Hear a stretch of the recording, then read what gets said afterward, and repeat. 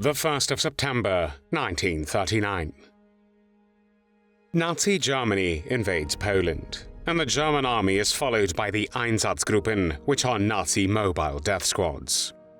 Together with units of the German armed forces and local collaborators, they shoot thousands of Jews and tens of thousands of members of the Polish elites, such as teachers, priests, physicians, and other prominent members of Polish society. After the German invasion of the Soviet Union in June 1941, the scale of Einsatzgruppen mass murder operations vastly increases, and the main targets are Communist Party and Soviet state officials, Roma and Sinti people, and above all, Jews of any age or gender. From 1941 to 1945, while operating behind the front line in Nazi-occupied Eastern Europe, the Einsatzgruppen will murder around 2 million innocent men, women and children, accounting for 1/3 of all Jewish Holocaust victims. One of the main perpetrators of these atrocities is Karl Eberhard Schöngart.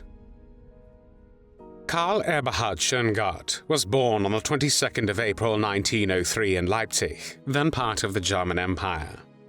He had 2 brothers and grew up in a nationalist household, which strongly shaped his early political beliefs and laid the groundwork for his later alignment with a Nazi ideology. After the end of the First World War, which lasted from the 28th of July 1914 until the 11th of November 1918, Schöngart joined the Freikorps. The Freikorps, or independent paramilitary units, were composed primarily of World War I veterans returning from the war, and they fought against communists and other groups they believed were responsible for German defeat.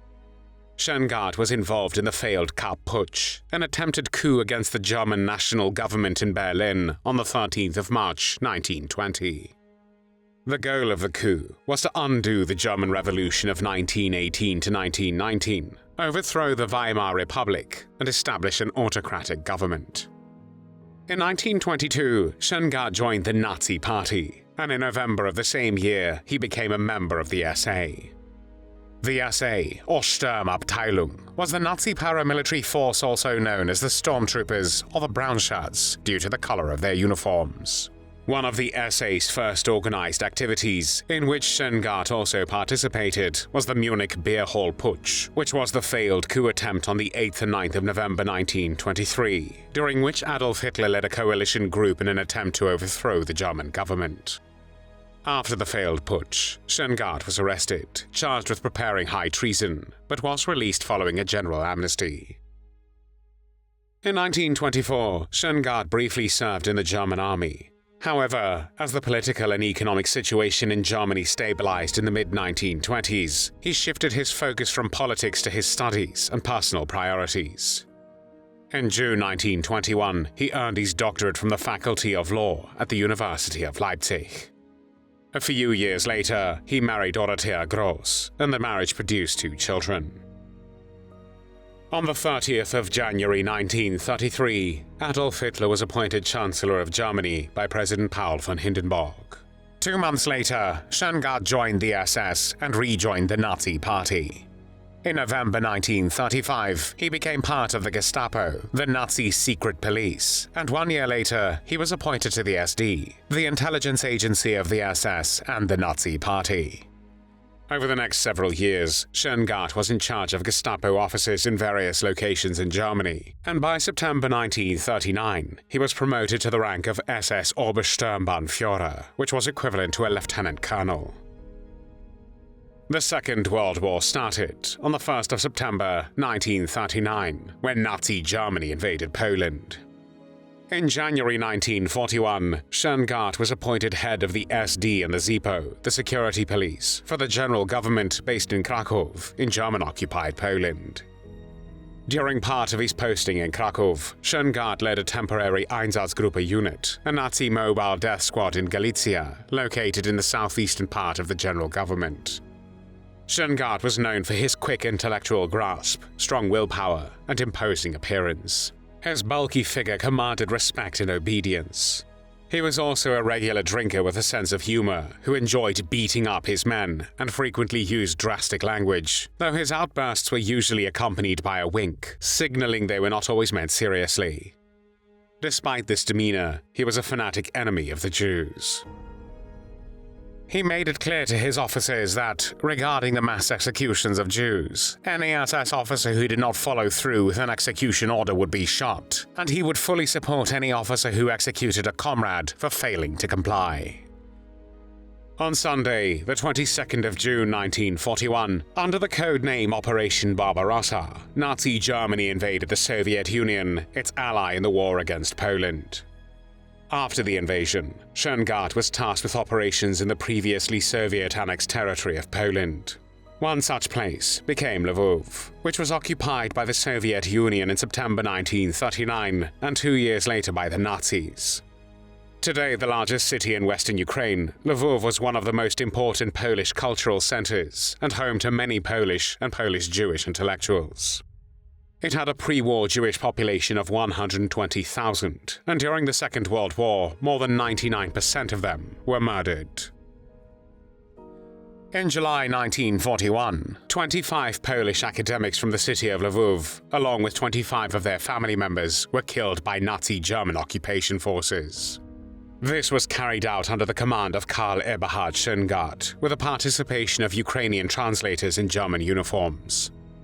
By targeting prominent citizens and intellectuals for elimination, the Nazis aimed to prevent anti-Nazi activity and weaken the resolve of the Polish resistance movement. Another manhunt took place on the 12th of July 1941, when the Einsatzgruppe under Schöngart's command stormed homes at night and took out and massacred more than 5,000 Jews from the Brześć Ghetto, then German-occupied Poland, today part of Belarus. Among the victims were 13-year-old boys and 70-year-old men. Between July and September 1941, Schöngart was responsible for the murders of approximately 10,000 Polish Jews. On the 20th of January 1942, Schöngart attended the Wannsee Conference, which was held at a villa on the Wannsee on the southwestern edge of Berlin. Reinhard Heydrich, the Nazi architect of the Holocaust, invited key officials from various Reich ministries to this conference and presented plans authorized by Hitler himself to coordinate a Europe-wide final solution for the Jewish question. He informed the participants that Hitler had authorized the physical annihilation of European Jews and had designated the SS, specifically the Reich Security Main Office, under Heydrich to coordinate the final solution policy. Neither Schöngart nor any other Nazi officials present at the meeting objected to the final solution that Heydrich announced. Instead, they discussed the implementation of a policy decision that had already been made at the highest level of the Nazi regime. In June 1942, charges of embezzlement, corruption, plundering, and art theft were brought against Schöngart. However, Himmler decided to put off any disciplinary action to avoid fueling rumors of corruption within the SS. In July 1943, Schöngart was transferred to the 4th SS Police Division in Greece, where he served until early July 1944, conducting anti-partisan operations. From July 1944 until the end of the war, he served as the senior commander of the Gestapo and SD in The Hague in Holland, under Hanns Albin Rauter. In November 1944, the crew of an Allied bomber bailed out near Enschede in Holland. One of the crew members, the 26-year-old second lieutenant Americo S. Galle, the co-pilot from New York, landed in the grounds of a villa outside the town, unaware that it turned out to be the German Security Service headquarters. The pilot, apparently unhurt, was captured by the SS and held in the villa's cellar under guard, while arrangements for his execution were made. These arrangements involved removing his flying kit and dressing him in a civilian light-colored shirt, dark trousers, and a pair of socks.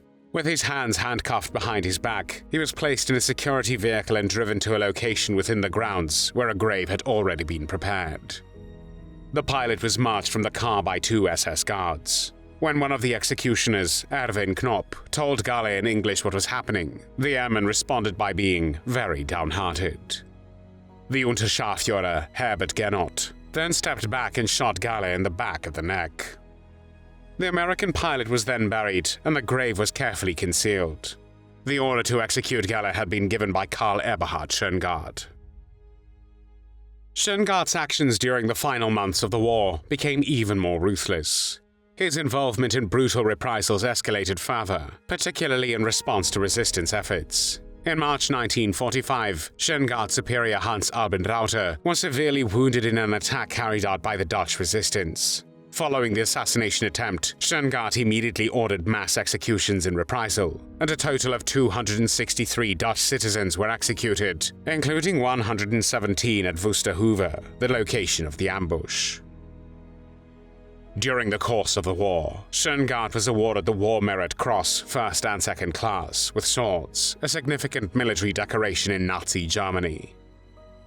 After the surrender of German forces in the Netherlands on the 5th of May 1945, Schöngart was taken into custody by British troops, and in the following months he was held in captivity, awaiting trial. After an investigation, British occupation authorities charged Schöngart with the murder of Americo S. Galle, the American pilot. The charge came after several Dutch witnesses came forward and told British investigators that they had seen Galle's plane being shot down. During his trial, Schöngart's crimes in Poland were never mentioned, and his crimes in the Netherlands were only briefly discussed. Schöngart denied any involvement in Galle's death, claiming that he had learned of the shooting only after the event. However, all of Schöngart's co-defendants testified that they had been following his orders. The lawyer for Schöngart's co-defendants accused him of trying to shift the blame onto his men. He said, "I put it to you that the real truth of what happened on the 21st of November is this. A British or American airman landed in the grounds of the villa and was captured by your men. You yourself decided that he was to be shot. You yourself ordered Erwin Knopp to have him shot.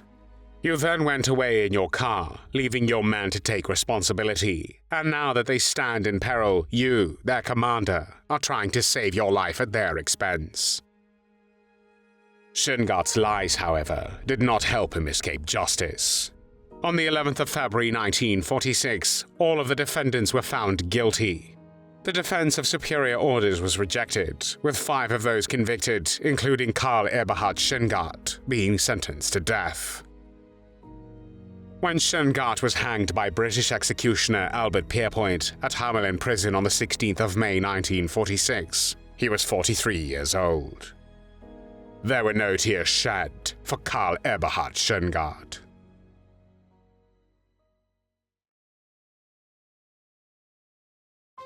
Thanks for watching the World History Channel. Be sure to like and subscribe, and click the bell notification icon so you don't miss our next episodes. We thank you, and we'll see you next time on the channel.